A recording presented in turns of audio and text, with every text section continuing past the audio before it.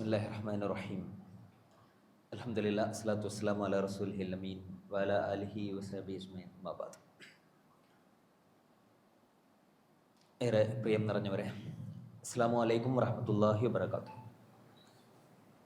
നമ്മളിവിടെ പറയുന്നതും കേൾക്കുന്നതും നമ്മൾ ചെലവഴിക്കുന്ന സമയവുമെല്ലാം നമ്മുടെ ജീവിതത്തിൽ ഏറെ പ്രയോജനപ്പെടുന്ന കാര്യമായി അള്ളാഹു മാറ്റി തരുമാറാകട്ടെ. വഖഫുമായി ബന്ധപ്പെട്ട അതിൻ്റെ ഒരു രണ്ടാമത്തെ ഒരു സംസാരത്തിലാണ് നമ്മളുള്ളത്. കഴിഞ്ഞ ക്ലാസ്സിൽ വഖഫുമായി ബന്ധപ്പെട്ട അതിൻ്റെ അടിസ്ഥാനപരമായ ചില കാര്യങ്ങളെക്കുറിച്ചാണ് നമ്മൾ സംസാരിച്ചത്. അതിൽ നമ്മൾ സൂചിപ്പിച്ചിട്ടുണ്ടായിരുന്നു, ശരിക്കും വഖഫ് എന്ന് പറയുന്നത് അത് കേൾക്കുമ്പോൾ തന്നെ നമ്മളുടെ മനസ്സിൽ വരുന്ന ചില ഇമേജുകളുണ്ട്, ചില സങ്കല്പങ്ങളും ചില കാഴ്ചപ്പാടുകളും ചില ചിത്രങ്ങളും ഉണ്ട്. അത് പലപ്പോഴും ഒരു പള്ളിയുമായി ബന്ധപ്പെട്ട്, മദർസകളുമായി ബന്ധപ്പെട്ട്, അല്ലെങ്കിൽ യതീംഖാനകളുമായി ബന്ധപ്പെട്ട്, അങ്ങനെ നമുക്ക് ചുറ്റിലും നമുക്ക് സുപരിചിതമായ ചില കാര്യങ്ങളാണ്, ചില ചിത്രങ്ങളുമാണ് വഖഫ് എന്ന് കേൾക്കുമ്പോൾ തന്നെ നമ്മളുടെ മനസ്സിൽ വരാറുള്ളത്. എന്നാൽ ഇസ്ലാമിൽ വഖഫ് എന്ന് പറയുന്നത് അത് വളരെയധികം ഡൈവേഴ്സ് ആയിട്ടുള്ള, വൈവിധ്യങ്ങൾ നിറഞ്ഞ ഒരു കാര്യമാണ്. അതിൻ്റെ ഒരു ഭാഗം മാത്രമാണ് ശരിക്ക് ഈ പള്ളി, മദ്രസ എന്നൊക്കെ പറയുന്നത്. അതിൻ്റെ ബഹുമുഖമായ ഒരുപാട് കാര്യങ്ങൾ വഖഫിലുണ്ട്. അപ്പം നമ്മൾ സാധാരണ ഏതൊരു സൊസൈറ്റിയിലും ജനങ്ങളുടെ സൗകര്യങ്ങൾ, അവരുടെ ആവശ്യങ്ങൾ, അവരുടെ പ്രശ്നങ്ങൾ പരിഹരിക്കുക, അവർക്ക് പുരോഗതി ഉണ്ടാക്കുക, അവരുടെ മുന്നോട്ട് പോക്ക് സാധ്യമാക്കുക, ഇതൊക്കെ ഒരു ഗവൺമെന്റിന്റെ ഉത്തരവാദിത്വം എന്ന നിലക്കാണ് പലപ്പോഴും നമ്മൾ മനസ്സിലാക്കാറുള്ളത്. ഒരു ഗവൺമെന്റ് ഉണ്ടാവുക, ആ ഗവൺമെന്റ് ആളുകൾക്ക് ആവശ്യമായ എല്ലാ സംവിധാനങ്ങളും പ്രൊവൈഡ് ചെയ്യാം എന്ന ഒരു സിസ്റ്റമാണ് പൊതുവിൽ നമുക്ക് പരിചയമുള്ള ഒരു കാര്യം. അതിലപ്പുറം എന്തെങ്കിലുമൊക്കെ ഉണ്ടെങ്കിൽ വ്യക്തികൾ ചെയ്യുന്ന ചില കാര്യങ്ങൾ, ആ വ്യക്തികളുടെ ഒരു സഹായങ്ങൾ എന്ന് പറയുന്നത് പലപ്പോഴും ഇൻസ്റ്റന്റ് ആയിട്ടുള്ള, അല്ലെങ്കിൽ അപ്പോഴത്തെ ഒരു പ്രശ്നത്തെ പരിഹരിക്കാനുള്ള ഒരു കാര്യങ്ങളായിരിക്കും. അപ്പം എന്തെങ്കിലും ഒരാളൊരു പ്രശ്നം അനുഭവിക്കുന്നുണ്ടെങ്കിൽ അയാളുടെ പ്രശ്നം മറികടക്കാനുള്ള ഒരു മാനുഷികമായ സഹായം എന്ന നിലക്ക് വ്യക്തികൾ അത്തരം സഹായങ്ങളൊക്കെ ചെയ്യാറുണ്ട്. ഇസ്ലാമിക സമൂഹത്തിലും അത് ധാരാളമായിട്ട് നമുക്ക് കാണാൻ കഴിയും. എന്നാൽ അതേസമയം വഖഫ് അതിൽ നിന്ന് വ്യത്യസ്തമാകുന്നത് എങ്ങനെയാണ് നമ്മൾ പറഞ്ഞു. ഒരു ദാനധർമ്മവും ഒരു വഖഫും തമ്മിലുള്ള വ്യത്യാസം എന്ന് പറയുന്നത്, ദാനധർമ്മത്തിൽ അത് പലപ്പോഴും ഈ പറയുന്നത് പോലെ ഇൻസ്റ്റന്റ് ആയിട്ടുള്ള ചില പരിഹാരങ്ങൾ, ചില വ്യക്തികളുടെ ആവശ്യങ്ങൾ മീറ്റ് ചെയ്യുക എന്നതായിരിക്കും അതിൽ പലപ്പോഴും സംഭവിക്കുക. അതിന് അതിൻ്റെതായ പ്രാധാന്യവും പ്രസക്തിയുമുണ്ട്. എന്നാൽ അതേസമയം വഖഫ് എന്ന് പറയുന്നത്, അതിൽ ഏറ്റവും പ്രത്യേകത എന്ന് പറയുന്നത് ഒരു സ്ഥിരതയും നൈരന്തര്യവും ഉണ്ട് എന്നുള്ളതാണ്. ആ ഒരു പെർമനൻസും സ്റ്റാബിലിറ്റിയും ഏറ്റവും കൂടുതൽ നമുക്കിതിൽ കാണാൻ കഴിയും. അതുകൊണ്ട് തന്നെ അതിങ്ങനെ തലമുറകളിൽ നിന്ന് കൈമാറ്റം ചെയ്യപ്പെട്ട് ഒരു സ്ഥിരമായ ഒരു സംവിധാനമായിട്ടും വളരെ വ്യവസ്ഥാപിതമായ ഒരു സിസ്റ്റമാറ്റിക് ആയ ഒരു കാര്യമായിട്ടും സമൂഹത്തിൽ നിലകൊള്ളുന്നുള്ളതാണ്. അപ്പൊ ശരിക്ക് ഇസ്ലാമിലി വഖഫ് എന്ന് പറയുന്നത് അതൊരു സമാന്തര സിസ്റ്റമായിട്ട് തന്നെ അത് വർക്ക് ചെയ്തിട്ടുണ്ടായിരുന്നു. ആ സമാന്തര സിസ്റ്റം എന്ന് പറയുമ്പോൾ അത് ഭരണകൂടവുമായിട്ട് സംഘർഷത്തിലുള്ള ഒരു സിസ്റ്റം അല്ല, മറിച്ച് ഭരണകൂടം തന്നെ വലിയ അർത്ഥത്തിൽ ഈ വഖഫിന്റെ ആളുകളായിരുന്നു. ഭരണാധികാരികൾ ഒരുപാട് വഖഫുകൾ ചെയ്യുന്ന, അത് ജനങ്ങൾക്ക് ഉപകാരപ്പെടുന്ന ഒരു സിസ്റ്റമായിട്ട് അത് ഉണ്ടായിരുന്നു. അപ്പോൾ ഈ ഒരു ഭരണകൂടം ഒരു സേവനം, ഒരു സഹായം എന്ന നിലയ്ക്ക് ഒരു കാര്യം ചെയ്യുന്നതും വഖഫിലൂടെ ഒരു സംഗതി മുസ്ലിം ഒരു സൊസൈറ്റിക്ക് ലഭിക്കുന്നതും തമ്മിൽ ചില വ്യത്യാസങ്ങളുണ്ട്. അതിനെക്കുറിച്ച് നമുക്ക് പറയാം. അതെങ്ങനെയാണ് അത് സമൂഹത്തിൽ അതിൻ്റെ ഒരു സ്വാധീനം ഉണ്ടായത് എന്നുള്ളത്. അപ്പോൾ നമ്മൾ ഇതിലേക്ക് വന്നാൽ തന്നെ ഇപ്പോൾ വഖഫുമായി ബന്ധപ്പെട്ട് അതിൻ്റെ വൈവിധ്യങ്ങളെ കുറിച്ച് സൂചിപ്പിക്കുന്ന ഒരുപാട് പഠനങ്ങൾ നമുക്ക് കാണാൻ കഴിയും. ഇപ്പോൾ പൊതുവിൽ നമ്മളിപ്പോൾ കേരളത്തിൽ ജീവിക്കുമ്പോൾ നമുക്ക് പരിചിതമായ ചില കാര്യങ്ങളാണ്. പക്ഷെ ശരിക്ക് ഒരു ഇസ്ലാമിക് സൊസൈറ്റി, അതിൻ്റെ ഒരു കൾച്ചർ, അതിൻ്റെ ഒരു നാഗരികത ഒക്കെ നിലനിൽക്കുന്ന ഒരു കാലത്ത് അത് വലിയ അർത്ഥത്തിൽ മുസ്ലിം സമൂഹത്തെ മുന്നോട്ട് നയിച്ച ഒരു പ്രധാനപ്പെട്ട ഘടകമായിരുന്നു അത്. കാരണം ആളുകളുടെ ജീവിത സാഹചര്യങ്ങളെയും അതുപോലെ തന്നെ അവരുടെ ഭൗതികമായ പുരോഗതികളെയും ഒക്കെ വളരെയധികം നിർണായകമായ സ്വാധീനം വഖഫിനുണ്ടായിട്ടുണ്ട് എന്നുള്ളത് തന്നെയാണ്. അപ്പൊ അതില് നമുക്ക് ഇബ്നു ബത്തൂത്തയുടെ ഒരു കമന്റ് പലയിടത്തും വഖഫുമായി ബന്ധപ്പെട്ട് കാണാറുണ്ട്. അദ്ദേഹം നമുക്കറിയാം, ഇബ്നു ബത്തൂത്ത എന്ന് പറഞ്ഞത് ലോക പ്രശസ്തനായ സഞ്ചാരിയാണ്. അപ്പൊ അദ്ദേഹം ഇങ്ങനെ ഒരുപാട് നാടുകളിലൂടെയൊക്കെ സഞ്ചരിച്ച് ആ നാടുകളിൽ കണ്ട കാഴ്ചകളൊക്കെ അദ്ദേഹം രേഖപ്പെടുത്തിയതൊക്കെ നമുക്ക് വായിക്കാൻ കഴിയും. ഇന്ത്യയിലൊക്കെ അദ്ദേഹം വന്നിട്ടുണ്ട്. അന്നത്തെ ഓരോ കാലഘട്ടത്തിലെ മനുഷ്യന്റെ സംസ്കാരത്തെയും നാഗരികതയെയും ഒക്കെ വളരെ കൃത്യമായി അദ്ദേഹത്തിന്റെ അനുഭവത്തിൽ നിന്ന് അദ്ദേഹം രേഖപ്പെടുത്തിയിട്ടുണ്ട്. അപ്പൊ അദ്ദേഹം ഡമസ്കസിലെ ഒരു അനുഭവം അദ്ദേഹം പറയുന്നുണ്ട്. ഡമസ്കസിൽ അദ്ദേഹം കണ്ട വഖഫുകളെ കുറിച്ച് അദ്ദേഹം എഴുതുന്നത് അത്രയേറെ വൈവിധ്യങ്ങൾ നിറഞ്ഞ വഖഫുകളാണ് അദ്ദേഹം അവിടെ കാണുന്നത്. അപ്പൊ അതിൽ സാധാരണ പള്ളിയും അതുപോലെ തന്നെ വിദ്യാഭ്യാസ സംവിധാനങ്ങളും ഇതൊക്കെ ഉണ്ട്. അതിന് പുറമെ അദ്ദേഹം പറയുന്നത്, ഇപ്പോ ഹജ്ജ് ചെയ്യാൻ സാമ്പത്തികമായി ശേഷിയില്ലാത്ത ആളുകൾ, എന്നാൽ ഒരുപാട് ആഗ്രഹമുള്ള ആളുകൾ, അവർക്ക് ഹജ്ജിന് പോകാനുള്ള സാമ്പത്തികമായ സോഴ്സ്, ഇൻകം കിട്ടുന്ന രൂപത്തിലുള്ള വഖഫുകൾ ഡമസ്കസിൽ ഉണ്ടായിരുന്നു. അതുപോലെ തന്നെ റോഡുകൾ നന്നാക്കാൻ, ആളുകൾക്കുള്ള റോഡ് സംവിധാനങ്ങൾ നന്നാക്കാനുള്ള വഖഫുകൾ. ഇനി റോഡുകളിൽ തന്നെ വാഹനങ്ങൾ സഞ്ചരിക്കുന്നതോടൊപ്പം വഴിയാത്രക്കാരായ ആളുകൾക്ക് റോഡിന് ഇരുവശവും സുഗമമായി സഞ്ചരിക്കാൻ ആവശ്യമായ പ്രത്യേക വഖഫുകൾ. അതായത് റോഡിനുള്ള വഖഫ് സ്വന്തമായിട്ടുണ്ടാകുമ്പോൾ തന്നെ വഴിയാത്രക്കാർക്ക് തന്നെ അതിലെ സൗകര്യങ്ങൾ മെച്ചപ്പെടുത്താൻ ആവശ്യമായ അത്തരം സംവിധാനങ്ങൾ, അതുപോലെ തന്നെ വിവാഹവുമായി ബന്ധപ്പെട്ടുകൊണ്ടുള്ള സഹായങ്ങൾ, ഇങ്ങനെ തുടങ്ങി വളരെ വൈവിധ്യങ്ങളുള്ള ഒരുപാട് വഖഫുകളുമായി ബന്ധപ്പെട്ട് അദ്ദേഹം ഡമസ്കസിൽ കണ്ട കാഴ്ചകളെ കുറിച്ച് പറയുന്നുണ്ട്. അപ്പൊ നമ്മൾ ഇതിലെ പല രൂപത്തിലുള്ള വഖഫുകളെ എല്ലാം നമ്മൾ പരിശോധിച്ചാൽ പ്രധാനമായും 4 തരത്തിലുള്ള വഖഫുകൾ മുസ്ലിം സമൂഹത്തിൽ നിലനിന്നതായിട്ട് കാണാൻ കഴിയും. അതിൽ ഒന്നാമത്തത് മതപരമായ വഖഫുകളാണ്. മതപരമായ വഖഫ് എന്ന് പറഞ്ഞാൽ പള്ളികൾ, അതുപോലെ തന്നെ ഖബർസ്ഥാനുകൾ, ഈദ്ഗാഹുകൾ, ഇങ്ങനെ തുടങ്ങി നമസ്കാരവുമായി ബന്ധപ്പെട്ടും അതുപോലെ തന്നെ ഖബറടക്കവുമായി ബന്ധപ്പെട്ടുകൊണ്ടുള്ള സംവിധാനങ്ങൾ ധാരാളമായിട്ട് വഖഫുകളുണ്ട്. ഏറ്റവും കൂടുതൽ നമുക്ക് മനസ്സിലാവുന്നത് അത്തരം വഖഫുകളാണ് ഏറ്റവും കൂടുതൽ. ഇപ്പോഴും പള്ളികളാണ് ധാരാളമായിട്ട് വഖഫ് ചെയ്യപ്പെട്ടുകൊണ്ടിരിക്കുന്നത്. നമ്മുടെ നാട്ടിലൊക്കെ നിർമ്മിക്കപ്പെടുന്ന പള്ളികൾ അധികവും വഖഫ് കൊണ്ടാണ്. നാട്ടുകാരുടെ പിരിവെടുത്ത് ഉണ്ടാക്കുന്ന പള്ളികൾ കുറച്ചൊക്കെ ഉണ്ടാവും. പക്ഷെ ധാരാളമായിട്ട് നമുക്കറിയാം, അറബ് നാടുകളിലുള്ള ആളുകൾ, പലപ്പോഴും ധനികരായ ആളുകൾ, അവർ വഖഫ് ചെയ്യുന്നതാണ്. അവരുടെ പേരിൽ, അവരുടെ മരിച്ചുപോയ ഉമ്മയുടെ പേരിൽ, ഉപ്പയുടെ പേരിൽ ഒക്കെ ഇങ്ങനെ പല രൂപത്തിൽ അവർ വഖഫ് ചെയ്തുകൊണ്ടാണ് ഒരുപാട് പള്ളികൾ ഉണ്ടായിട്ടുള്ളത്. അപ്പോൾ ലക്ഷക്കണക്കിന് പള്ളികൾ, ശ്രീലോകത്ത് ലക്ഷക്കണക്കിന് പള്ളികൾ വഖഫിനാൽ നിർമ്മിക്കപ്പെട്ടതാണ്. അപ്പൊ ഈ വഖഫിന്റെ ഒരു പ്രത്യേകത എന്ന് പറയുന്നത്, വഖഫ് ചെയ്യപ്പെടുന്നതോടുകൂടി അത് പൊതുവായി എല്ലാവരുടെയും ഉപയോഗത്തിലേക്ക് അത് വരികയാണ്. എല്ലാവരുടെയും അള്ളാന്റെ ഉടമസ്ഥതയിലേക്ക് മാറ്റപ്പെടുന്നതോടുകൂടി അതിന് ഒരധികാരി അല്ലെങ്കിൽ ഒരാള് അയാളുടെ ഒരു ഉടമസ്ഥതയിൽ എന്ന രീതിയിൽ വിട്ടുകൊണ്ട് എല്ലാവർക്കും ഉപയോഗിക്കാൻ പറ്റുന്ന രൂപത്തിലേക്ക് അത് സംവിധാനങ്ങൾ മാറുന്നു എന്നുള്ളതാണ്. അപ്പോ അത് പല അർത്ഥത്തിൽ ഒരു പൊതു ഇടങ്ങൾ ആ പള്ളികൾ സൃഷ്ടിക്കുന്നു എന്നുള്ളത്. മക്ബറകൾ, ധാരാളമായിട്ട് മക്ബറകൾ, ഒരുപാട് സ്ഥലങ്ങൾ ഇപ്പൊ നമ്മുടെ നാട്ടിൽ നിന്ന് കാണാൻ കഴിയും. മഹല്ല് പള്ളികൾക്കൊക്കെ ഒരുപാട് സ്ഥലങ്ങൾ ഉണ്ടാവും, മക്ബറകളായിട്ട് ഒരുപാട് സ്ഥലങ്ങൾ. ഇതൊക്കെ ഇങ്ങനെ വഖഫ് ചെയ്യപ്പെട്ട സ്ഥലങ്ങളാണ്. അതിനു വേണ്ടിയിട്ടുള്ള പ്രത്യേകം ഇടങ്ങൾ. ഇപ്പൊ നമ്മൾ പറഞ്ഞു, ഈ വഖഫ് ഭേദഗതി നിയമം വരുമ്പോൾ ഉണ്ടാവുന്ന വലിയ പ്രശ്നങ്ങൾ, ഒരുപാട് സ്ഥലങ്ങളൊക്കെ പഴയ കാലത്ത്, ഒരുപാട് നൂറ്റാണ്ട് മുമ്പ്, പതിറ്റാണ്ടുകൾക്ക് മുമ്പൊക്കെ വഖഫ് ചെയ്യപ്പെട്ട ഒരുപാട് സ്ഥലങ്ങൾ, മക്ബറകൾ നമ്മുടെ നാട്ടിലുണ്ട്. അപ്പൊ അതിന്മേലൊക്കെ ഒരാൾ അവകാശവാദം ഉന്നയിച്ചു വന്നാൽ പിന്നെ അത് തർക്കഭൂമിയായി മാറി. പിന്നെ അതിൽ തീരുമാനമാകുന്നത് വരെ അത് പിന്നെ ഉപയോഗിക്കാൻ പാടില്ല. പുതിയ നിയമഭേദഗതി പ്രകാരം മുമ്പൊക്കെ ഒരു കേസ് നടക്കുമ്പോൾ ആ കേസ് നടക്കുന്ന കാലമൊക്കെ അത് ഉപയോഗിക്കാം, വഖഫായിട്ട് തന്നെ നിലനിൽക്കും തീരുമാനമാവുന്നത് വരെ. അപ്പൊ അതിന്റെ ഉപയോഗങ്ങൾ നടന്നിരുന്നു. പക്ഷെ പുതിയ ഭേദഗതി പ്രകാരം അത് കേസാവുന്നതോടുകൂടി പിന്നെ അത് ഉപയോഗിക്കാൻ പറ്റാത്ത അവസ്ഥയിലാവും. അപ്പോ അതൊക്കെ വലിയ പ്രത്യാഘാതങ്ങൾ സൃഷ്ടിക്കുന്ന ഒരു കാര്യമാണ്.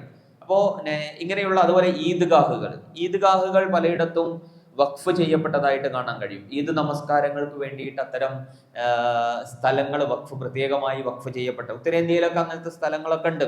അതാണ് ഇപ്പൊ പലപ്പോഴും പ്രശ്നമാവുന്നത്. ഹരിയാനയിലൊക്കെ അങ്ങനെ പ്രശ്നമാവുന്നത്, ഈദ്ഗാഹിൽ നമസ്കരിക്കാൻ പാടില്ല, അത് പൊതു ഇടങ്ങളാണ് എന്നൊക്കെ പറഞ്ഞ് പലപ്പോഴും പ്രശ്നങ്ങളൊക്കെ ഉണ്ടായി. കഴിഞ്ഞ പെരുന്നാളിനൊക്കെ പ്രശ്നങ്ങളൊക്കെ ഉണ്ടായിട്ടുണ്ട്.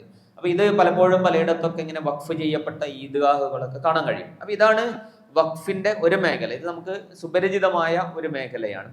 രണ്ടാമത്തത് വഖഫിന്റെ മേഖല വൈജ്ഞാനികമാണ്. അതായത് ഇസ്ലാമിക ലോകത്ത് വലിയ അർത്ഥത്തിലുള്ള വൈജ്ഞാനികമായ വിപ്ലവം ഉണ്ടായത് യഥാർത്ഥത്തിൽ അതിന്റെ കാരണം വഖഫാണ്. കാരണം അത്രയേറെ ആളുകൾക്ക് വൈജ്ഞാനികമായ അർത്ഥത്തിൽ മുന്നോട്ട് പോകാനുള്ള സംവിധാനങ്ങൾ ധാരാളമായിട്ട് ഈ വഖഫ് കൊണ്ട് നിർമ്മിക്കപ്പെട്ടിട്ടുണ്ട്. ഇപ്പോ ധാരാളക്കണക്കിന് പലപ്പോഴും പള്ളികളിലാണ് ഇത്തരം പാഠശാലകൾ ആരംഭിച്ചിട്ടുണ്ടാവുക. അത് പിന്നീട് വിദ്യാഭ്യാസ സ്ഥാപനങ്ങളായി, മക്തബകളായി, പിന്നീട് അത് യൂണിവേഴ്സിറ്റികളായിട്ടൊക്കെ വികസിച്ച ചരിത്രങ്ങളാണ്.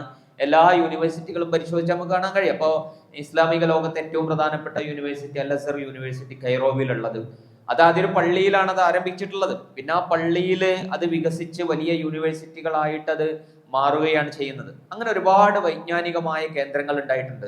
അബ്ബാസിയ കാലഘട്ടത്തിൽ ഇത്തരം ധാരാളക്കണക്കിന് വൈജ്ഞാനികമായ വഖഫുകൾ ആരംഭിച്ചിട്ടുണ്ടായിരുന്നു. ഇപ്പോൾ തുടക്കകാലത്തൊക്കെ അത്തരം വൈജ്ഞാനികമായ വഖഫുകൾ കുറവായിരുന്നു.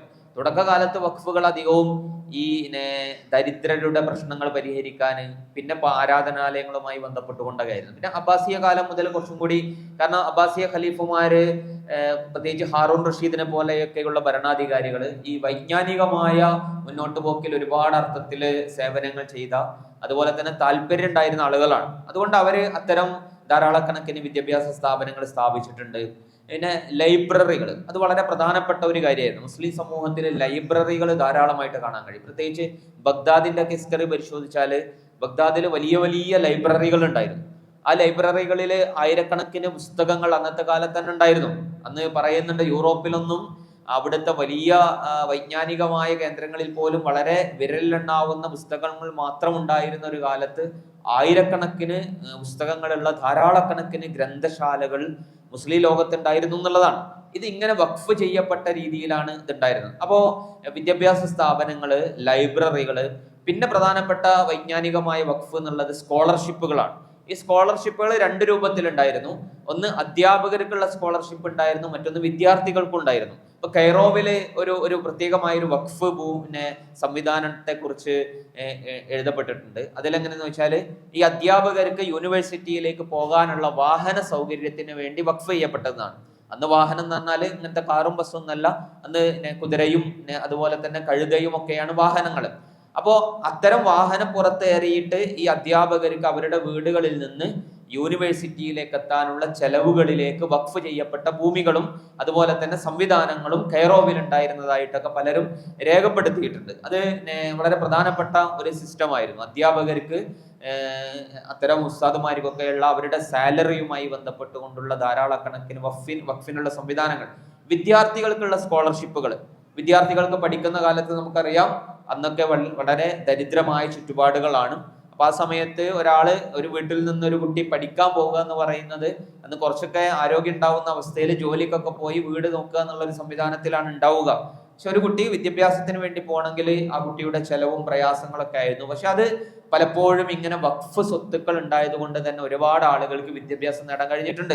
ഇസ്ലാമിലെ വലിയ വലിയ പണ്ഡിതന്മാർ, ഒരുപാട് പണ്ഡിതന്മാർ അവരുടെ ചരിത്രത്തില് അവരുടെ ഹിസ്റ്ററികൾ പരിശോധിച്ച് നോക്കിയാൽ ഇങ്ങനെ വഖഫ് കൊണ്ടുള്ള സമ്പത്തിൽ നിന്നാണ് അവർക്ക് പഠിക്കാൻ ആവശ്യമായിട്ടുള്ള സമ്പത്തുകൾ ഉണ്ടായിട്ടുള്ളത് എന്നും, അങ്ങനെ പലപ്പോഴും അവര് വളർന്ന് വലുതായി അവരുടെ അധ്യാപന ജീവിതവും ഒക്കെ അടക്കം അവരുടെ വൈജ്ഞാനികമായ സംഭാവനകളുടെ ഒക്കെ ഏറ്റവും സുപ്രധാനമായ ഒരു സോഴ്സ് എന്ന് പറയുന്നത്, അവരുടെ ഇതിൻ്റെ ഒക്കെ ഒരു കാരണം എന്ന് പറയുന്നത് ഈ വഖഫ് ചെയ്യപ്പെട്ട സമ്പത്തുകളായിരുന്നു എന്നുള്ളതാണ്. മൂന്നാമത്തെ പ്രധാനപ്പെട്ട വഖഫിന്റെ മേഖല എന്ന് പറയുന്നത് ആരോഗ്യ മേഖലയാണ്. അപ്പോൾ ആരോഗ്യ മേഖല വളരെ പ്രധാനപ്പെട്ട ഒരു കാര്യമാണ്. ആരോഗ്യ മേഖലയിൽ ഒരുപാട് ഹോസ്പിറ്റലുകൾ, ധാരാളക്കണക്കിന് ആശുപത്രികൾ മുസ്ലിം ലോകത്ത് വഖഫ് ചെയ്യപ്പെട്ടതായിട്ടുണ്ട്. ആരോഗ്യപരമായിട്ടുള്ള അത്തരം സംവിധാനങ്ങൾ, അതുപോലെ തന്നെ ഇത് പഠിക്കാൻ ആവശ്യമായ, അതായത് ഇത്തരം ആരോഗ്യ മേഖലയിലുള്ള വിദ്യാഭ്യാസം നേടുന്നവർക്ക് പ്രത്യേകമായ വഖഫുകൾ ഉണ്ടായിരുന്നു. അതുപോലെ മുസ്തഫ സിബായി അദ്ദേഹത്തിന്റെ ഒരു പുസ്തകം, വളരെ പ്രധാനപ്പെട്ട ഒരു പുസ്തകമുണ്ട്, മിൻ റവായി ഹലാറത്തിന എന്ന് പറഞ്ഞിട്ട്, മലയാളത്തിൽ അത് നമുക്ക് വായിക്കാൻ കിട്ടും. ഇസ്ലാമിക നാഗരികതയുടെ ശോഭന ചിത്രങ്ങൾ എന്ന് പറയുന്ന ചില ശോഭന ചിത്രങ്ങൾ എന്ന് പറഞ്ഞ ഒരു പുസ്തകമാണ്. വളരെ നല്ലൊരു പുസ്തകമാണ്. ഇസ്ലാമിക സമൂഹത്തില്, സംസ്കാരത്തില്, നാഗരികതയിലൊക്കെ ലോകത്തിന് നൽകിയ വലിയ സംഭാവനകളൊക്കെ രേഖപ്പെടുത്തിയ ഒരു പുസ്തകമാണ്. അതിൽ അദ്ദേഹം വളരെ രസകരമായിട്ടൊരു സംഭവം പറയുന്നുണ്ട്. ഈ ആശുപത്രിയിൽ ഈ രോഗികളുടെ ശുശ്രൂഷയ്ക്ക് വേണ്ടി നിയമിക്കപ്പെട്ട ചില പ്രത്യേക ആളുകൾ, അവരുടെ ജോലി എന്ന് പറയുന്നത് മരുന്ന് കൊടുക്കലോ മറ്റു ശുശ്രൂഷ ഒന്നല്ല. അവരുടെ പണി എന്താന്ന് വെച്ചാൽ അവർ ഈ രോഗികളുടെ അടുത്തൊക്കെ പോയിട്ട് നല്ല വർത്താനം പറയാം. അതായത് ഈ അസുഖമൊക്കെ മാറും, ഇതൊക്കെ ചെറിയ അസുഖമാണ്, നിങ്ങൾ അടുത്ത ആഴ്ചയാകുമ്പോഴത്തേന് നിങ്ങളുടെ ആരോഗ്യമൊക്കെ വേറെ കോലത്തിലാകും, നിങ്ങളുടെ മുഖമൊക്കെ തുടുത്തു വരും എന്നൊക്കെ പറഞ്ഞിട്ട് ഒരു മെന്റൽ സ്ട്രെങ്ത് നൽകുമല്ലോ, ഒരു സൈക്കോളജിക്കൽ ആയിട്ടുള്ള ഒരു ട്രീറ്റ്മെന്റ്. അതിനുവേണ്ടി പ്രത്യേകമായിട്ട് ചില ഹോസ്പിറ്റലുകളിൽ ചില ആളുകളൊക്കെ നിയമിച്ചിരുന്നു. അവർക്കുള്ള വേതനത്തിന് വേണ്ടിയിട്ട് പ്രത്യേക വഖഫുകൾ ഉണ്ടായിരുന്നു എന്നാണ്. അതായത് ചില വഖഫ് സംവിധാനങ്ങളുടെ വേതനം ഇങ്ങനെ ആശുപത്രിയിലെ രോഗികൾക്ക് അവർക്കൊരു മെന്റൽ സ്ട്രെങ്ത് നൽകാൻ ശ്രമിക്കുന്ന ഇത്തരം ആളുകൾക്ക് സാലറി കൊടുക്കാനായിട്ടുള്ള വഖഫുകൾ പ്രത്യേകമായിട്ടുണ്ടായിരുന്നു എന്നാണ്. അതുപോലെ തന്നെ ചില ആളുകൾ ഇങ്ങനെ രോഗികൾ കേൾക്കുന്ന രൂപത്തിൽ ഉറക്കെ വർത്തമാനം പറയാൻ ചില ആളുകളെ ഏൽപ്പിച്ചിരുന്നു അത്രേ. അതായത് അവരെന്താ പറയാന്ന് ചോദിച്ചാൽ ഇവർ കാണാത്ത രൂപത്തിൽ അപ്പുറത്തൊക്കെ നിൽക്കും, പക്ഷെ ഇവർ കേൾക്കും. അവരെന്താ പറയാ, ഇവരുടെ രോഗം വളരെ പെട്ടെന്ന് മാറും, അത്ര ഗുരുതരമൊന്നുമല്ല, ചിലപ്പോൾ അവർക്ക് പ്രയാസമുള്ള രോഗമൊക്കെ ആയിരിക്കും. പക്ഷെ ഇവരിങ്ങനെ സംസാരിക്കുന്നത് എന്തിനാന്ന് വെച്ചാൽ ഇത് കേൾക്കുന്ന ഒരു രോഗിയെ സംബന്ധിച്ചിടത്തോളം നമുക്കറിയാം, നമ്മൾ മെഡിക്കൽ സയൻസ് ഒക്കെ വളരെയധികം തെളിയിച്ച ഒരു കാര്യം തന്നെയാണ്. അതായത് നമ്മളുടെ അസുഖങ്ങളുടെ വളരെ പ്രധാനപ്പെട്ട ഒരു ഭാഗം എന്ന് പറയുന്നത് നമ്മളുടെ ഒരു മെന്റൽ സ്ട്രെങ്ത് തന്നെയാണ്.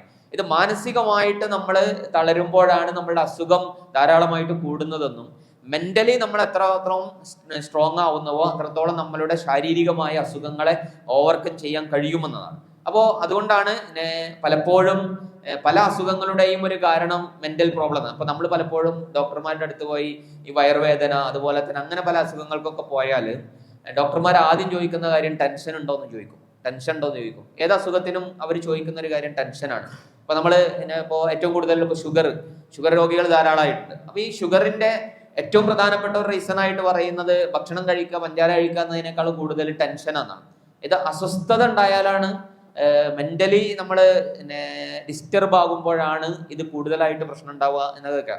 അപ്പൊ ഇത് അന്നത്തെ കാലത്ത് തന്നെ പരിശോധിച്ചാൽ ഇത് കാണാൻ കഴിയും. ഇങ്ങനെ രോഗികൾക്ക് ഒരു മെന്റൽ സ്ട്രെങ്ത് നൽകാൻ വേണ്ടിയിട്ട് പ്രത്യേകം ആളുകളെ നിയമിക്കുകയും അവർക്കുള്ള വേതനത്തിന് വേണ്ടിയിട്ട് പ്രത്യേകം വഖഫുകൾ ഉണ്ട് എന്ന് പറയുന്നത് വളരെയധികം വിചിത്രമായ ഒരു കാര്യമായിട്ട് നമുക്ക്, അല്ലെങ്കിൽ വളരെ അത്ഭുതകരമായ ഒരു കാര്യമായിട്ട് കാണാൻ കഴിയും. ഇത് മൂന്നാമത്തെ ഇത്തരം വഖഫിന്റെ ഒരു സംവിധാനം ആരോഗ്യ മേഖലയാണ്.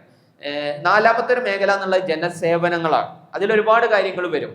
അതിലേറ്റവും പ്രധാനപ്പെട്ട വഖഫുകൾ എന്ന് പറഞ്ഞത് കുടിവെള്ളവുമായി ബന്ധപ്പെട്ട വഖഫുകളാണ്. ഇത് വെള്ളത്തിന്റെ ധാരാളക്കണക്കിന് സംവിധാനങ്ങൾ മുസ്ലിം ലോകത്ത് വഖഫ് ചെയ്യപ്പെട്ടതായിട്ട് കാണാൻ കഴിയും. അതിലേറ്റവും പ്രധാനപ്പെട്ട വഖഫാണ് ഉസ്മാൻ റളിയല്ലാഹു അൻഹുവിന്റെ കിണർ വഖഫ് ചെയ്ത സംഭവം എന്ന് പറയുന്നത്. അദ്ദേഹത്തെ സ്വഹാബിമാരുടെ റസൂൽ സല്ലല്ലാഹു അലൈഹി വസല്ലമയുടെ കാലത്ത് തന്നെ സംഭവിച്ച ഒരു കാര്യമാണ്. അത് എല്ലാ കാലഘട്ടത്തിലും പിന്നീട് തുറന്നിട്ടുണ്ടായിരുന്നു. അതായത് കുടിവെള്ളം എല്ലാവർക്കും ലഭ്യമാക്കുക എന്ന രൂപത്തിലുള്ള ധാരാളക്കണക്കിന് വഖഫിന്റെ സ്രോതസ്സുകൾ.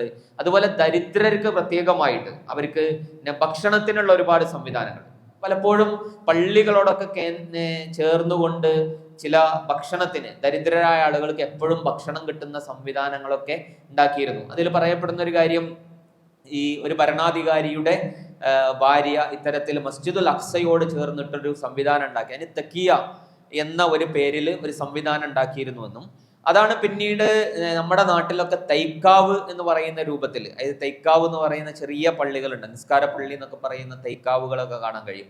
അപ്പൊ അതിന്റെ ഒരു ഉത്ഭവം, അതിന്റെ ഒരു പാരമ്പര്യം ഇതിൽ നിന്നാണ് എന്നൊക്കെ ചില ചരിത്രകാരന്മാര് അതിന്റെ ഗവേഷണത്തിലൊക്കെ സൂചിപ്പിച്ചിട്ടുണ്ട്. അങ്ങനെ രൂപപ്പെട്ടാണെന്ന്. അപ്പോൾ അത് ശരിക്ക് ഈ ആളുകൾക്ക് നിസ്കാരത്തിനുള്ളതായിരുന്നു. നിസ്കാരത്തിന് വലിയ പള്ളികൾ ഉണ്ടാവും, പക്ഷെ അതിനോട് ചേർന്ന് ആളുകൾക്ക് ഭക്ഷണം കഴിക്കാൻ ഫ്രീ ആയിട്ട് സൗജന്യമായി ഭക്ഷണം കിട്ടുന്ന സംവിധാനങ്ങൾ, അതുപോലെ യാത്ര ചെയ്യുന്ന ആളുകൾക്ക് താമസിക്കാനുള്ള സംവിധാനങ്ങൾ, വളരെ സൗജന്യമായി താമസിക്കാവുന്ന ഒരുപാട് ഇടങ്ങൾ മുസ്ലിം ലോകത്തുണ്ടായിരുന്നു. നമ്മുടെ നാട്ടിൽ തന്നെ ഉണ്ട്. ഇന്ത്യയിൽ പല ഇടത്തും പല നഗരങ്ങളിലും യാത്രയൊക്കെ ചെയ്താൽ മുസാഫിർ ഖാനകൾ കാണാൻ കഴിയും. ഈ മുസാഫിർ ഖാന എന്ന് പറയുന്ന ഒരു കാഴ്ചപ്പാട് വന്നിട്ടുള്ളത് ഇങ്ങനെ പലയിടത്തും വന്നെത്തുന്ന ആളുകൾക്കൊക്കെ സൗജന്യമായി താമസിക്കാനുള്ള സംവിധാനങ്ങളാണ് അതിലൂടെയൊക്കെ രൂപപ്പെട്ടിട്ടുണ്ടായിരുന്നത്. അതുപോലെ തന്നെ വഖഫുകളിലെ മറ്റൊരു വഖഫാണ് പാത്രങ്ങളുടെ വഖഫ് എന്ന് പറയുന്നത്. ഇത് ഇബ്നു ബത്തൂത്തൊക്കെ അതിനെക്കുറിച്ച് എഴുതുന്നുണ്ട്. അദ്ദേഹം ഒരു സംഭവം പറയുന്നുണ്ട് അതിൽ. അതായത് അദ്ദേഹം ഒരു തെരുവിലൂടെ നടക്കുമ്പോൾ ഒരു കുട്ടിയുടെ കയ്യിൽ നിന്നും ഒരു പാത്രം, ഒരു വിലപിടിപ്പുള്ള ഒരു പാത്രം വീണ് പൊട്ടിപ്പോയി. ആ കുട്ടി കരയാൻ തുടങ്ങി. കാരണം ഒരു ധനിക വീട്ടിലെ ഒരു ജോലി ചെയ്യുന്ന ഒരു വീട്ടിലെ കുട്ടിയാണ്, അപ്പോൾ ഒരാളുടെ കുട്ടിയാണ്. അപ്പൊ ആ കുട്ടിയുടെ കയ്യിൽ നിന്ന് അത് വീണു പോയി എന്ന് പറയുന്നത് ഒരു പ്രശ്നമാണ്. കാരണം ഇനി ആ വീട്ടുകാർക്ക് എന്ത് ചെയ്യണം, അതുപോലെ ഒരു പാത്രം വാങ്ങിക്കൊടുക്കുക എന്ന് പറയുന്നത് ഇവരെ സംബന്ധിച്ചിടത്തോളം, ആ വീട്ടുജോലി എടുക്കുന്ന ആളുകളെ സംബന്ധിച്ചിടത്തോളം വലിയ പ്രയാസമാണ്. പക്ഷെ ആളുകളൊക്കെ ചുറ്റും കൂടിയിട്ട് ആ കുട്ടിയെ ആശ്വസിപ്പിച്ചിട്ട് ആ കുട്ടിയോട് പറഞ്ഞു, ആ പൊട്ടിയ പാത്രങ്ങളുടെ കഷ്ണമെടുത്ത് ഇന്ന സ്ഥലത്ത് പോകാൻ പറഞ്ഞു. ആ സ്ഥലത്ത് പോയിട്ട് അത് കൊടുത്താൽ നിനക്ക് അവിടുന്ന് പുതിയ പാത്രം കിട്ടും. അതായത് അത് വഖഫുൽ അവാനി എന്ന് പറയുന്ന പാത്രങ്ങളുടെ വഖഫാണ്. അത് ഇതിനു വേണ്ടി പ്രത്യേകമായിട്ട് ഉണ്ടാക്കിയതാണ്. അതായത് അവിടെ ഉള്ളത് പാത്രങ്ങളാണ് വഖഫ്. അപ്പോൾ ഇങ്ങനെ ഈ ജോലി ചെയ്യുന്ന വേലക്കാരുകളൊക്കെ പല വീടുകളിലും ജോലി ചെയ്യുമ്പോൾ അവരുടെ കൈകളിൽ നിന്നൊക്കെ പാത്രങ്ങൾ വീണ് പൊട്ടിയാൽ അതിന്റെ പണം അവർ കൊടുക്കണം എന്നതായിരുന്നു. അപ്പൊ ഇവരെ സംബന്ധിച്ചിടത്തോളം അത് വലിയൊരു നഷ്ടമാണ്. കാരണം അവർക്ക് തുച്ഛമായ വേതനം കിട്ടും, അതിൽ നിന്ന് പിന്നെ ഉടയുന്ന പാത്രങ്ങളുടെ വില കൊടുക്കാൻ നിന്നാൽ പ്രയാസമാണ്. അപ്പൊ അതിനുവേണ്ടി ചില പ്രത്യേകമായ ആളുകൾ പാത്രങ്ങൾ വഖഫ് ചെയ്തു. അപ്പൊ ഇവർക്ക് എന്ത് ചെയ്യാം, പാത്രങ്ങൾ പൊട്ടിയാൽ ആ കഷ്ണങ്ങളുമായിട്ട് ചെന്നാൽ പുതിയ പാത്രങ്ങൾ അവിടുന്ന് കൊടുക്കും. അപ്പൊ അത് അവരെ സഹായിക്കാനുള്ള ഒരു പ്രത്യേകമായ സിസ്റ്റമായിരുന്നു.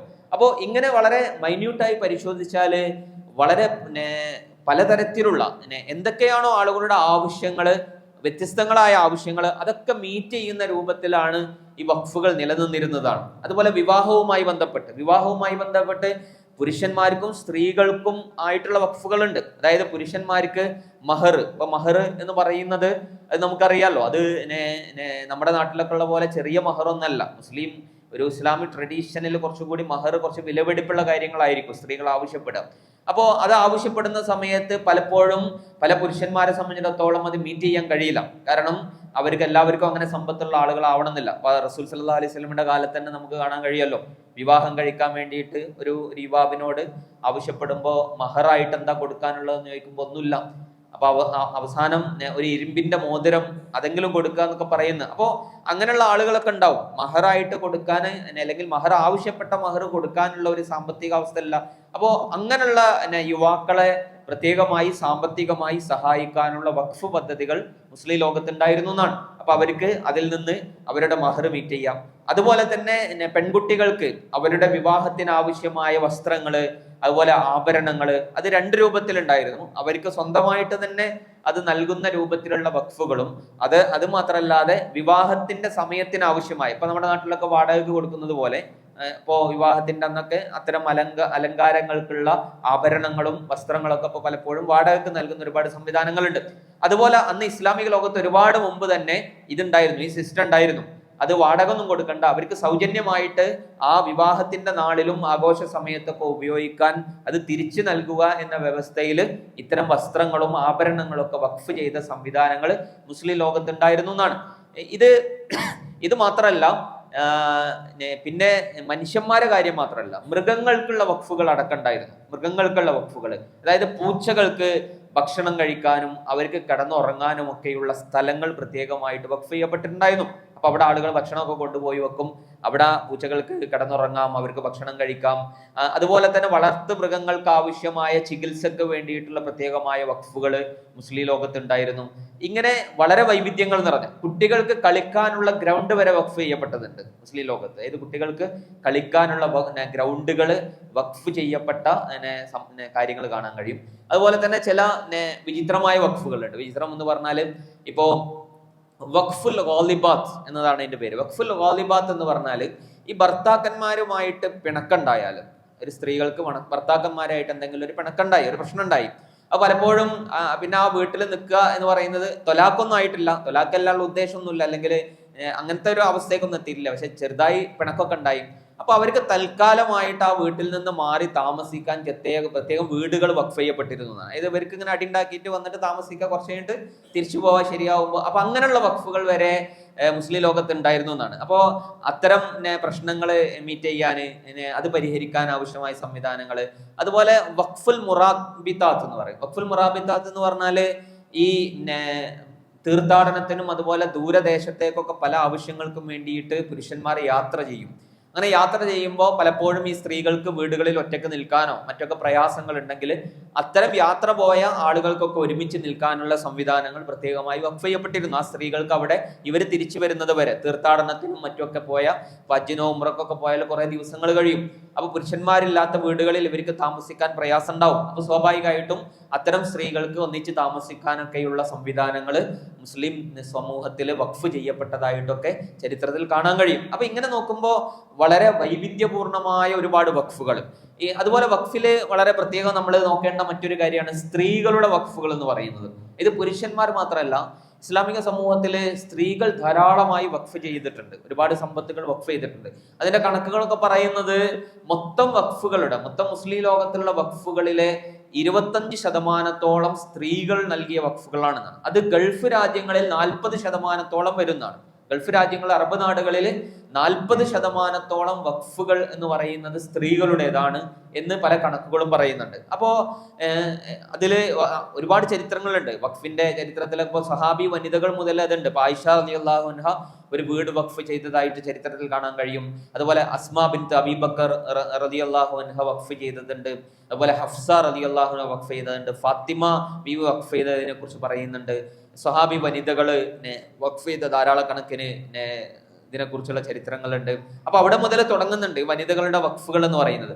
ചരിത്രത്തിലെ വനിതകളുടെ ഏറ്റവും സുപ്രധാനമായ ഒരു വഖഫ് എന്ന് പറയുന്നത് നമുക്ക് ഹാറൂൺ റഷീദിന്റെ പത്നിയായിരുന്ന സുബൈദയുടെ വഖഫാണ്. നമ്മള് സുബൈദ കനാൽ എന്ന് ചിലപ്പോൾ ചിലരെങ്കിലും കേട്ടിട്ടുണ്ടാവും. സുബൈദ കനാൽ എന്ന് പറയുന്നത് മക്കയില് ഹജ്ജിനെത്തുന്ന ആളുകൾക്ക് കുടിവെള്ളത്തിന് വേണ്ടിയിട്ട് പ്രത്യേകം ഒരുക്കിയ ഒരു സംവിധാനമാണ്. ഈ ചരിത്രത്തിലെ സ്ത്രീകളുടെ ഏറ്റവും പ്രധാനപ്പെട്ട ഒരു വഖഫായിട്ട് രേഖപ്പെട്ട് കിടക്കുന്ന ഒരു കാര്യമാണ് സുബൈദ കനാൽ എന്ന് പറയുന്നത്. അതായത് ഒരു വലിയ വഴി ബഗ്ദാദിൽ നിന്നും അറേബ്യൻ നാടുകളെ ബന്ധിപ്പിക്കുന്ന ഒരു റൂട്ട് ഉണ്ടായിരുന്നു. ആ റൂട്ട് ഈ അബ്ബാസി ഭരണാധികാരികൾ വികസിപ്പിച്ച ഒരു റൂട്ടാണ്. അവര് ആ റൂട്ടിൽ ധാരാളക്കണക്കിന് വഖഫ് ഉപയോഗിച്ചുകൊണ്ട് ഒരുപാട് സംവിധാനങ്ങൾ അവർ ചെയ്തിട്ടുണ്ടായിരുന്നു. അതില് പ്രധാനപ്പെട്ട ഒരു ഇതാണ് ഇപ്പോ ഈ സുബൈദ എന്ന് പറയുന്ന അവര് ഹജ്ജിനെത്തിയ ഒരു സമയത്ത് അവിടെ ഹാജിമാര് കുടിവെള്ളത്തിന് വലിയ പ്രയാസം അനുഭവിക്കുന്നതായിട്ട് കണ്ടു. പ്രയാസം അനുഭവിക്കുന്നത്. അപ്പോൾ അത് പരിഹരിക്കണം എന്നതിന് വേണ്ടിയിട്ട് അവരെന്ത് ചെയ്തു? ഒരുപാട് എഞ്ചിനീയർമാർ, അന്നത്തെ വളരെ പ്രഗത്ഭരായ ഒരുപാട് എഞ്ചിനീയർമാരെ വരുത്തിയിട്ട് ഇവിടെ ഹാജിമാർക്ക് അവരുടെ ഹജ്ജ് കർമ്മത്തിന്റെ ഇടയിൽ കുടിവെള്ളം ലഭ്യമാകുന്നതിന് വേണ്ടിയിട്ടുള്ള സംവിധാനം. അപ്പൊ കുടിവെള്ളം കിട്ടാത്ത പ്രശ്നമല്ല, കാരണം അവിടെ സംസം ഉണ്ട്. പക്ഷെ ആ സംസത്തിൽ നിന്ന് ഇന്നത്തെ പോലെ പൈപ്പ് സിസ്റ്റവും മോട്ടോർ സിസ്റ്റവും ഒന്നും ഇല്ലല്ലോ. അപ്പൊ ആളുകൾക്ക് ഇപ്പോ ഹജ്ജ് കർമ്മം എന്ന് പറഞ്ഞാല് അവിടെ കഅബയെ ചുറ്റിപ്പറ്റി മാത്രമല്ലല്ലോ. സംസം ഉള്ളത് അവിടെ മസ്ജിദുൽ ഹറമിലാണ്, കഅബയുടെ അടുത്താണ്. എന്നാൽ അറഫയിലേക്കും മിനയിലേക്കും മുസ്ദലിഫയിലേക്കും മറ്റും ഒക്കെ പോകുമ്പോൾ സ്വാഭാവികമായിട്ടും അവർക്ക് കുടിവെള്ളം കിട്ടാത്ത പ്രയാസം ഉണ്ടാവുകയാണ്. അപ്പൊ അത് പരിഹരിക്കാൻ എന്ത് ചെയ്യും? എഞ്ചിനീയർമാരുമായിട്ട് വലിയ കൂടിയാലോചനകൾ നടത്തി. അങ്ങനെയാണ് അവരൊരു പ്രപ്പോസൽ വെച്ചു. ആ പ്രപ്പോസൽ എന്ന് പറയുന്നത് ത്വായിഫിലെ മലഞ്ചെരുവുകളിൽ നിന്ന് കനാലുകൾ വഴി ഇവിടേക്ക് വെള്ളം കൊണ്ടുവരണം. അപ്പൊ ആ പ്രപ്പോസലിന് ഒരുപാട് വലിയ ചെലവാണ്. ആ ചെലവ് മുഴുവൻ ഇവർ ഏറ്റെടുക്കുകയും അങ്ങനെ ആ ചെലവിലേക്ക് ആവശ്യമായ വലിയ ഭീമമായ സംഖ്യ നൽകുകയും ആ എഞ്ചിനീയർമാർ അതിന് വലിയ പ്രയത്നം ആവശ്യം വന്ന ഒരു പ്രൊജക്റ്റ് ആയിരുന്നു എന്നാണ്. അത് ഒരുപാട് മലകള് പലപ്പോഴും ആ വഴിയിൽ മക്കയിൽ പോയവർക്ക് അറിയാം. അവിടെ ഇങ്ങനെ നമ്മളിപ്പോ മരുഭൂമി എന്ന് പറയുമ്പോൾ ഇങ്ങനെ നീണ്ടു കിടക്കുക അങ്ങനെയല്ലല്ലോ. മക്ക എന്ന് പറയുമ്പോൾ ഒരുപാട് പർവ്വതങ്ങളും മലകളാൽ ചുറ്റപ്പെട്ട ഒരു സ്ഥലമാണ്. അപ്പോൾ അതിൻ്റെ ഇടയിലൂടെ ഒക്കെ ഇത് കൊണ്ടുവരണമെങ്കിൽ കുറെ അധ്വാനം ആവശ്യമായ ഒരു കാര്യമായിരുന്നു. അങ്ങനെ അവരത് നിർമ്മിച്ചു. ഏകദേശം 35 കിലോമീറ്റർ നീളത്തിലുള്ള ഒരു കനാലാണ്. ആ 35 കിലോമീറ്റർ നീളത്തിലുള്ള കനാലിലൂടെ ധാരാളമായിട്ട് വെള്ളം ഒഴുക്കുകയും അങ്ങനെ ഹാജിമാർക്ക് സുലഭമായി വെള്ളം ലഭിച്ചു എന്നതാണ്.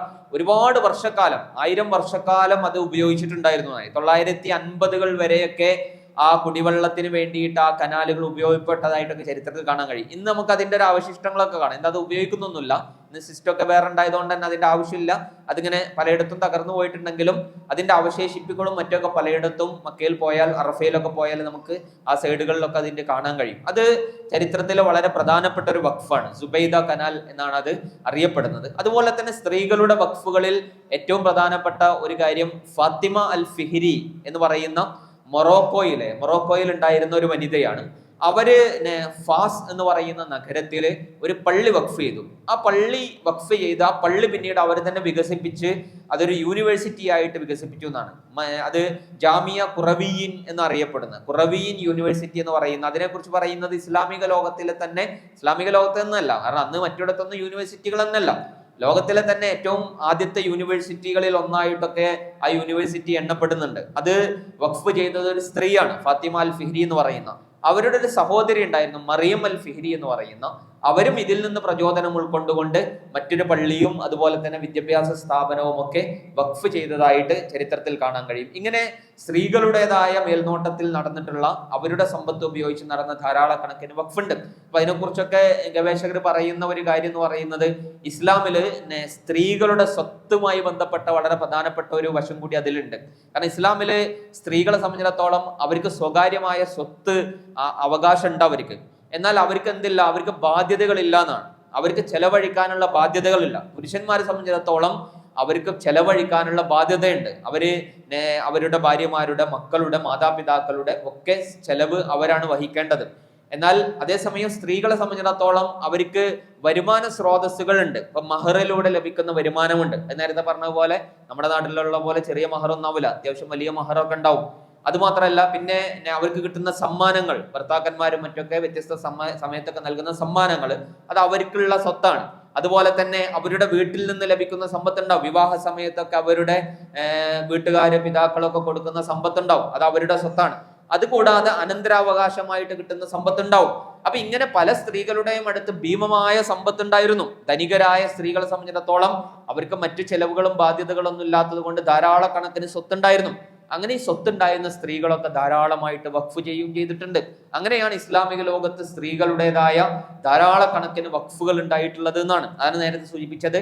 മൊത്തം വഖഫുകളിൽ 25% സ്ത്രീകളുടെ വഖഫാണ് എന്നുള്ളതാണ്. അത് അറബി നാടുകളിൽ 40% വരും എന്നത് അതിനെക്കുറിച്ചുള്ള പല പഠനങ്ങളിലൊക്കെ കാണാൻ കഴിയും. അപ്പോൾ ഇങ്ങനെയുള്ള വഖഫിന്റെ വലിയ അർത്ഥത്തിലുള്ള മേഖലകൾ ഇതിലും നമുക്ക് കാണാൻ കഴിയും. അപ്പൊ പറഞ്ഞു വന്നത്, ഇങ്ങനെ വഖഫിന്റെ ഒരു ചരിത്രം പരിശോധിച്ച് നോക്കിയാൽ ശരിക്കൊരു ഇസ്ലാമിക നാഗരികത രൂപപ്പെടുത്തുന്നതിൽ, അതിന്റെ സംസ്കാരത്തെ രൂപപ്പെടുത്തുന്നതിൽ വഖഫിന് നിർണായകമായ പങ്കുവഹിച്ചിട്ടുണ്ട്.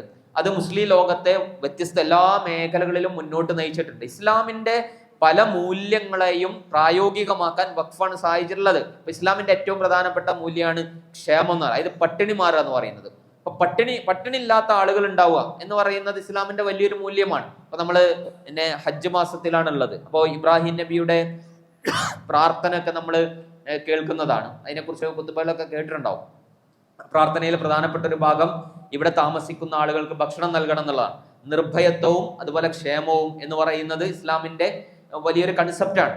അപ്പൊ അത് പ്രായോഗികവൽക്കരിച്ചത് ഭരണകൂടങ്ങൾ മാത്രമല്ല. ഇത് ഭരണകൂടത്തിന് ഇതിന്റെ ഉത്തരവാദിത്തമുണ്ട്. ഇസ്ലാമിന്റെ ബൈത്തുൽമാൽ സിസ്റ്റവും അതുപോലെ തന്നെ പ്രയാസപ്പെടുന്ന ആളുകളുടെ ഇതുപോലെ സമാന്തരമായ ഒരു സിസ്റ്റമായിട്ട് ശരിക്കും വഖഫ് ഉണ്ടായിട്ടുണ്ട്. ആ ആളുകൾക്ക് എപ്പോഴും ഉപയോഗിക്കാൻ പറ്റുന്ന രൂപത്തിൽ വളരെ സ്റ്റേബിൾ ആയിട്ടുള്ള ഒരു സംവിധാനമായിട്ട് വഖഫുകൾ നിലനിന്നിരുന്നു. അപ്പോൾ ഭരണകൂടം ചെയ്യുന്നതും ഈ വഖഫിലൂടെ കിട്ടുന്നതും തമ്മിലുള്ള ഒരു വ്യത്യാസം എന്ന് പറയുന്നത്, ഈ ഭരണകൂടത്തിന്റെ സഹായങ്ങൾ നേടുമ്പോൾ പലപ്പോഴും ഒരു വിധേയത്വം ഉണ്ടാവും. കാരണം ഭരണകൂടം സഹായിക്കുമ്പോൾ ഒരു വിധേയത്വം. എന്നാൽ വഖഫ് അങ്ങനെയല്ല. വഖഫ് എന്ന് പറഞ്ഞാൽ ഒരു പൊതുമുതലാണ്. അത് ഓരോരുത്തരുടെയും അവകാശം പോലെയാണ് അത് ഉണ്ടാവുക. അപ്പൊ സ്വാഭാവികമായിട്ടും അങ്ങനെ ആരോടും ഒരു വിധേയത്വം ഇല്ലാതെ തന്നെ ഉപയോഗിക്കാൻ പറ്റുന്ന രൂപത്തിൽ, മറ്റേത് പലപ്പോഴും ഒരു ഔദാര്യം പറ്റുന്ന ഒരു ഫീൽ ഉണ്ടാവും. അങ്ങനെ ഒരു ഫീൽ ഇല്ലാതെ തന്നെ ഉപയോഗിക്കാൻ പറ്റുന്ന ഒരു സംവിധാനമായിട്ട് വഖഫുകൾ മുസ്ലിം ലോകത്ത് നിലനിന്നു എന്നുള്ളതാണ്. മറ്റൊന്ന്, ഇസ്ലാമിന്റെ വലിയൊരു മൂല്യമാണ് സമത്വം എന്ന് പറയുന്നത്. ഇത് മനുഷ്യ സമത്വം. അപ്പോൾ ഈ സമത്വത്തെ അട്ടിമറിക്കുന്ന പലതരത്തിലുള്ള അസന്തുലിതാവസ്ഥ സമൂഹത്തിൽ ഉണ്ടാവും. ഇപ്പോൾ ഈ സാമ്പത്തികമായ അസന്തുലിതാവസ്ഥ സൃഷ്ടിക്കുന്ന കുറെ കാര്യങ്ങൾ, പലതരത്തിലുള്ള പ്രിവിലേജുകൾ. അപ്പൊ ഈ പ്രിവിലേജുകളൊക്കെ പലതരത്തിലുള്ള അസന്തുലിതാവസ്ഥ സമൂഹത്തിൽ ഉണ്ടാക്കും. അതിന് പലപ്പോഴും മറികടന്നിട്ടുള്ളത് ഇസ്ലാമിലെ വഖഫുകളിലൂടെയാണ്. കാരണം ഈ വഖഫുകളിലൂടെ എല്ലാ തരം ആളുകൾക്കും വിദ്യാഭ്യാസം നേടാൻ കഴിയും. സമ്പത്തുള്ളവനും അല്ലാത്തവർക്കും വിദ്യാഭ്യാസം നേടാനുള്ള അവസരങ്ങൾ ഉണ്ടായി, സാമൂഹികമായി ഇടപെടാനുള്ള അവസരങ്ങൾ ഉണ്ടായി. അപ്പൊ ഇത് പ്രത്യേകിച്ച് നമ്മൾ ഇന്ത്യയിലെ പരിശോധിച്ച് നോക്കിയാൽ, ഇപ്പൊ ഇന്ത്യയിലെ വഖഫുകളുടെ ഒരു സിസ്റ്റം എടുത്തു നോക്കിയാൽ ശരിക്കും ഇന്ത്യയിൽ അതുണ്ടാക്കിയ വലിയൊരു സാമൂഹിക നവോത്ഥാനമുണ്ട്. ഇപ്പൊ നമ്മൾ വഖഫ് എന്ന് പറയുന്നത് ഒരു ജീവകാരുണ്യ പ്രവർത്തനം എന്ന രൂപത്തിൽ കാണേണ്ട ഒരു കാര്യമല്ല. അതൊരു സാമൂഹിക പ്രക്രിയയിൽ വലിയ പങ്കുവഹിച്ച ഒരു കാര്യം കൂടിയാണ് വഖഫ്. പ്രത്യേകിച്ച് ഇന്ത്യയിൽ ആലോചിച്ച് നോക്കുക. ഇന്ത്യയിൽ നിലനിന്നിരുന്നത് ഒരു ഹൈറാർക്കിയിലെ, ഒരു ജാതിയിൽ അധിഷ്ഠിതമായ ഒരു സിസ്റ്റമാണ്. അപ്പൊ ഈ ജാതിയുടെ ഏറ്റവും വലിയ പ്രശ്നം എന്ന് പറയുന്നത് പൊതു ഇടങ്ങൾ ഉണ്ടായിരുന്നില്ല എന്നുള്ളതാണ്. അതായത് ഓരോ ജാതിക്കും പ്രത്യേകമായ ഇടങ്ങളാണ്.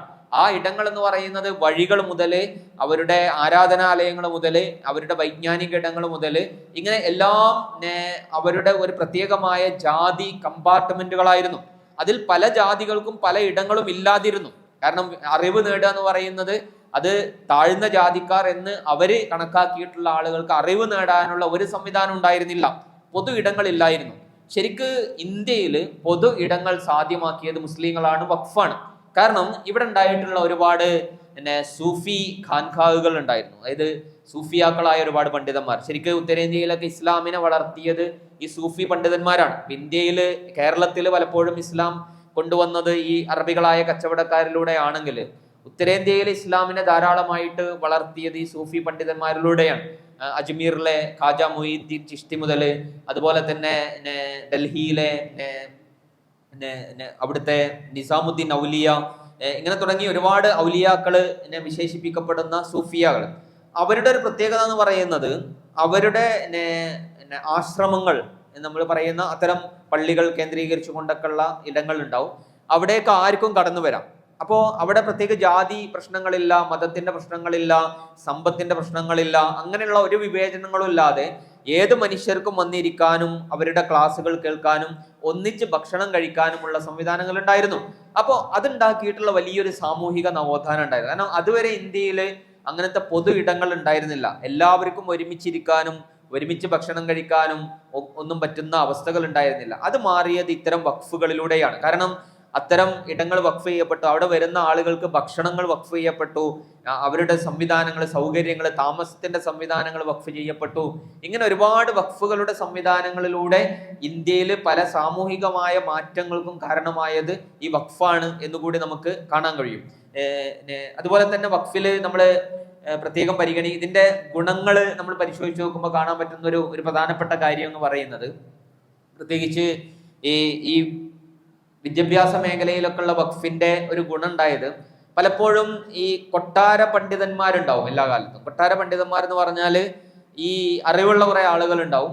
അവർ പലപ്പോഴും ഈ ഭരണാധികാരികളുടെ ഇംഗിതത്തിനനുസരിച്ച് മാത്രം ഫത്വകൾ നൽകുന്ന, അതുപോലെ തന്നെ മതവിധികളൊക്കെ നൽകുന്ന കുറെ പണ്ഡിതന്മാര്, അവര് പലപ്പോഴും കൊട്ടാരത്തെ ആശ്രയിച്ച് ജീവിക്കുന്നവരാണ്. കാരണം അവർക്കുള്ള വരുമാനവും അവർക്കുള്ള സംഭാവനകളും പാരിതോഷങ്ങളും ഒക്കെ ഭരണാധികാരികളാണ് കൊടുക്കുക.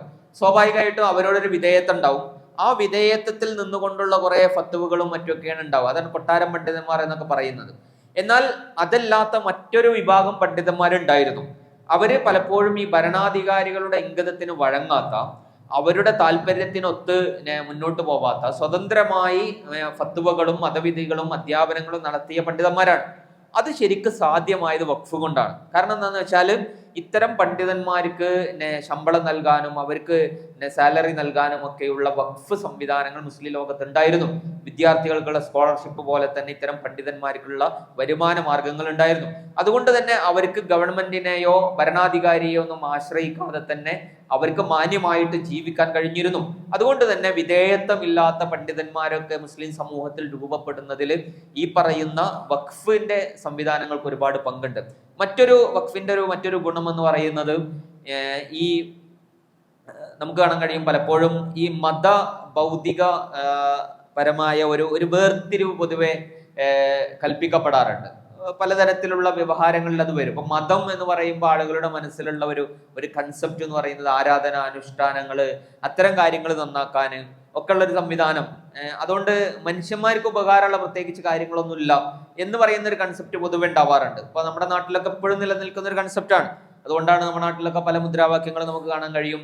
പള്ളികളല്ല പള്ളിക്കൂടം പണിയണമായിരം എന്നൊക്കെ പറയുന്ന മുദ്രാവാക്യം. അതായത് അതിന്റെ ഒരു ആശയം എന്ന് പറയുന്നത് ഇതാണ്. ഇത് പള്ളി ഉണ്ടാക്കിയത് കൊണ്ട് പ്രത്യേക കാര്യമൊന്നുമില്ല. പള്ളി അമ്പലമൊക്കെ ഉണ്ടാക്കിയാൽ ആളുകളുടെ ഒരു ആരാധന ചെയ്യാനുള്ള വ്യക്തിപരമായ ഒരു കാര്യം എന്നതിലപ്പുറം മനുഷ്യന്മാർക്ക് പ്രത്യേകിച്ച് അത് ഗുണമൊന്നുമില്ല. പക്ഷെ ഒരു പള്ളിക്കൂടം ഉണ്ടാക്കിയാൽ അതിലൂടെ ഒരുപാട് ആളുകൾക്ക് ഒരുപാട് ഗുണങ്ങളും സംവിധാനങ്ങളും ഉണ്ടാവും എന്നൊക്കെ പറയുന്ന കൺസെപ്റ്റ് മതങ്ങൾക്ക് മറ്റതൊന്നും കൺസേൺ അല്ല എന്നുള്ള. പക്ഷെ ഇസ്ലാമിലെ വഖഫിന്റെ ചരിത്രം, ഇപ്പൊ നേരത്തെ വിശദീകരിച്ച ആ വളരെ ഡൈവേഴ്സായ, വളരെ വൈവിധ്യങ്ങൾ നിറഞ്ഞ ഇസ്ലാമിന്റെ വഖഫിന്റെ സിസ്റ്റം എടുത്തു നോക്കിയാൽ അതില് ഒരു ഭാഗം മാത്രമാണ് നമുക്കൊരു മതപരമായ കാറ്റഗറി എന്ന് നമുക്ക് വേർതിരിക്കാൻ പറ്റുള്ളൂ. ബാക്കിയുള്ള കാര്യങ്ങളൊക്കെ മനുഷ്യരുടെ ഭൗതികമായ ആവശ്യങ്ങളെ മീറ്റ് ചെയ്യുന്ന, അവരുടെ പുരോഗതിയെ ലക്ഷ്യം വെക്കുന്ന, അവരുടെ നാഗരിക സാംസ്കാരികമായ മുന്നോട്ട് പോക്കിൽ വലിയ പങ്ക് വഹിക്കുന്ന കാര്യങ്ങളാണ് ഈ വഖഫിലൊക്കെ നമുക്ക് കാണാൻ കഴിയുന്നത്. ഏതായാലും ഇങ്ങനെ വഖഫ് എന്ന് പറയുന്നത് ഇത്തരം വളരെയധികം വിശാലമായ അർത്ഥതലങ്ങളുള്ള ഒരു കാര്യമാണ്. അത് ലോകത്തിന് തന്നെ ഇസ്ലാം നൽകിയ വലിയ സംഭാവനകളിൽ ഒന്നാണ് വഖഫ്. ഇപ്പോൾ അതിനെക്കുറിച്ചുള്ള പല പഠനങ്ങളും പറയുന്നത് ഈ ട്രസ്റ്റുകളൊക്കെ ഇപ്പൊ നമ്മുടെ നാട്ടിലൊക്കെ പിന്നീട് രൂപം കൊണ്ട ഈ ട്രസ്റ്റ് സിസ്റ്റം ഒക്കെ രൂപം കൊണ്ടതിൽ വലിയ പ്രചോദനം വഖഫുകളാണെന്ന്. കാരണം ഇപ്പൊ യൂറോപ്പിലും മറ്റുമൊക്കെ ഇത്തരം സംവിധാനങ്ങളൊക്കെ രൂപപ്പെട്ടു വരുന്നതിന്റെ എത്രയോ നൂറ്റാണ്ട് മുമ്പ് വളരെ സിസ്റ്റമാറ്റിക് ആയിട്ടാണ് ഇത് മുസ്ലിം ലോകത്ത് നിലനിന്നത്. അതായത് ഈ സിസ്റ്റത്തിന്റെ ഒരു പ്രത്യേകത എന്ന് പറയുന്നത് ഇതിന് ഒരു സ്ഥിരത ഉണ്ടാവും, ഒരു നൈരന്തര്യം ഉണ്ടാവും. അതായത് ഒരു വ്യക്തിക്ക് കൊടുക്കുന്ന ദാനധർമ്മം പോലെയല്ലല്ലോ, അത് സ്വാഭാവികമായിട്ട് അതിന്റെ ഒരു സ്ഥിരത നഷ്ടപ്പെടും. അതുപോലെ തന്നെ അതിന് വലിയ അർത്ഥത്തിൽ സമൂഹത്തിലേക്ക് അത് പ്രസരിക്കുകയില്ല. അത് പലപ്പോഴും പല വ്യക്തികളിലേക്ക് മാത്രമായിട്ട് മാറുക. എന്നാൽ ഇതല്ലാത്ത രീതിയിലേക്ക് ഇത് വഖഫ് ചെയ്യപ്പെടുന്നതോടുകൂടി അത് കുറച്ചുകൂടി പൊതുവാവുകയും അതൊരു തലമുറയിൽ നിന്ന് മറ്റൊരു തലമുറയിലേക്ക് എല്ലാവർക്കും പ്രയോജനം കിട്ടുന്ന സംവിധാനമായിട്ട് അത് മാറുകയും ചെയ്യും. അതിൽ നിന്ന് പ്രയോജനം ഉൾക്കൊണ്ടുകൊണ്ടാണ് യൂറോപ്പിലെ പല സംവിധാനങ്ങളും രൂപപ്പെട്ടത്. അപ്പോൾ യൂറോപ്പിലെ വളരെ പ്രധാനപ്പെട്ട യൂണിവേഴ്സിറ്റികളെ കുറിച്ചൊക്കെ പറയുന്നത് അതൊക്കെ ഇങ്ങനെ ട്രസ്റ്റുകൾ കൊണ്ട് രൂപപ്പെട്ടതാണ്. ഇതിപ്പോ ഓക്സ്ഫോർഡ് യൂണിവേഴ്സിറ്റി ആയാലും ഹവാർഡ് യൂണിവേഴ്സിറ്റി ആയാലും അതൊക്കെ ശരിക്ക് സ്വകാര്യ യൂണിവേഴ്സിറ്റിയോ ഗവൺമെന്റ് നേരിട്ട് തുടങ്ങിയോ എന്നല്ല, ഇങ്ങനെയുള്ള ട്രസ്റ്റുകളുടെ കീഴിൽ ആരംഭിച്ച വിദ്യാഭ്യാസ ഇതാണ്. അതിന്റെ യഥാർത്ഥത്തിലുള്ള പ്രചോദനം മുസ്ലിം ലോകത്തുള്ള ഇത്തരം സംവിധാനങ്ങളാണ് എന്ന് ധാരാളക്കണക്കിന് പഠനങ്ങളൊക്കെ ഉണ്ട്. അതൊക്കെ ഇസ്ലാം ലോകത്തിന് നൽകിയിട്ടുള്ള വലിയ സംഭാവനകളാണ്. അപ്പോൾ വഖഫ് എന്ന് പറയുന്നത് നമ്മളുടെ ഒരു പള്ളി മദ്രസ എന്ന് പറയുന്ന ഒരു കാഴ്ചപ്പാടിൽ നിന്ന് മാറി വളരെ വിശാലമായി ഒരു സമൂഹത്തെ രൂപപ്പെടുത്തിയതിൽ വലിയ പങ്ക് വഹിച്ച ഒരു ഘടകമാണ് എന്ന നിലക്കൊക്കെ കൂടി അതിനെ മനസ്സിലാക്കുകയും വായിക്കുകയും ഒക്കെ ചെയ്യുക. അള്ളാഹു സുബ്ഹാനഹു വ തആല കൂടുതൽ അറിവുകൾ നേടാനും ദീനിയായിട്ടുള്ള ഒരുപാട് അർത്ഥത്തിലുള്ള ഗുണങ്ങൾ നമ്മളുടെ ജീവിതത്തിൽ ഉണ്ടാക്കിയെടുക്കാനും അള്ളാഹുവിന്റെ ദീനിന്റെ സന്ദേശങ്ങൾ നമ്മളുടെ ജീവിതത്തിലും ചുറ്റിലുമൊക്കെ പ്രസരിപ്പിക്കുവാനും ഒക്കെ അള്ളാഹു നമുക്ക് തൗഫീക്ക് നൽകി അനുഗ്രഹിക്കുമാറാകട്ടെ. വാഹിർ ദഅ്വാന അൽഹംദുലില്ലാഹി റബ്ബിൽ ആലമീൻ. അസ്സലാമു അലൈക്കും വറഹ്മത്തുള്ളാഹി വബറകാതുഹു.